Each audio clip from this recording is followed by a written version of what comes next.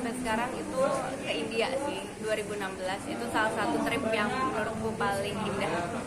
Negara India waktu itu berkesan karena kita ke kota Pushkar, dan waktu itu bulan Maret 2016 itu lagi perayaan Holi Festival, itu yang warna dimasukin, jadi satu kota semuanya warna-warni, dan itu kayak menggambarkan ini ya,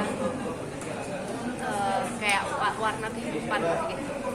Seperti tradisi atau? Ya memang tradisi, itu tradisi mereka.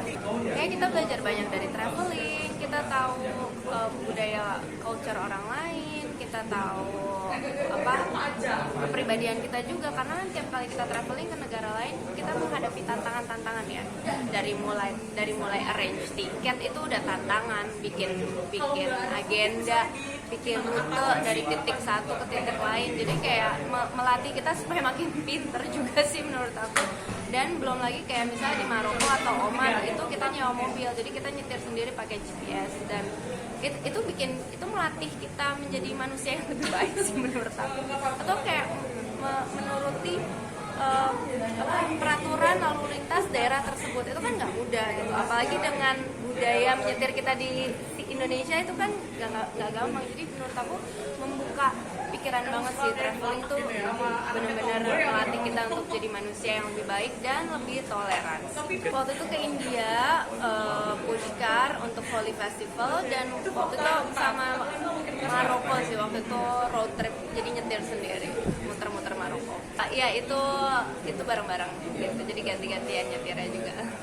Nah ya kebetulan aku juga lumayan bersyukur karena aku sama makanan tuh gampang, jadi kayak dimana aku berada ya aku makan makanan tersebut, jadi bukan yang kayak traveling tapi heboh bawa makanan dari Indonesia gitu, enggak, jadi kita nikmati makanannya.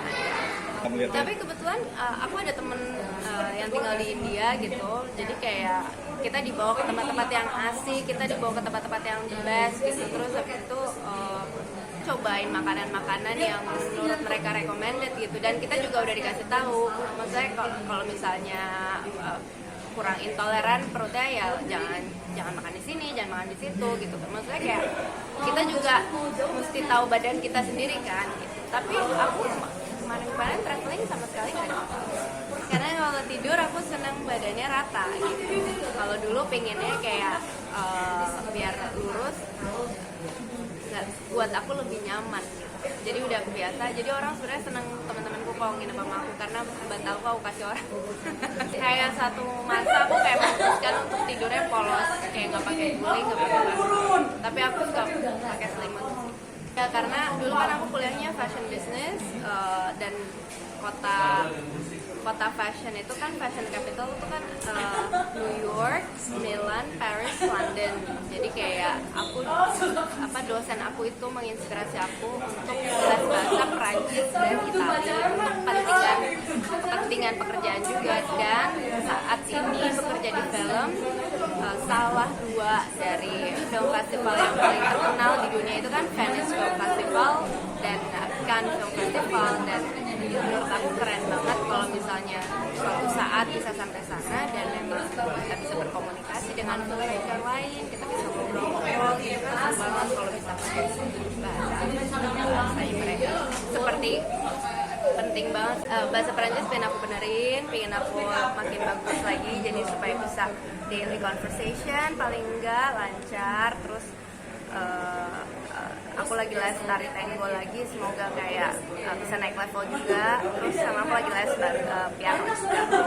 Kadang-kadang kita emang sibuk, tapi kadang-kadang kita kosong. Nah kalau lagi kosong itu aku kayak isi, karena aku juga nggak suka di rumah nggak ngapa-ngapain.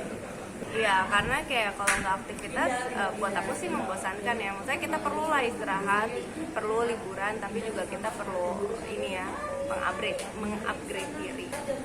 Sebetulnya tidak seram ya begitu kita kerja, karena kan kalau kerja itu kan profesional, ada teknisnya, maksudnya semuanya didesain, pergerakan kamera, dari art. Jadi kita nggak takut dan kita udah tahu.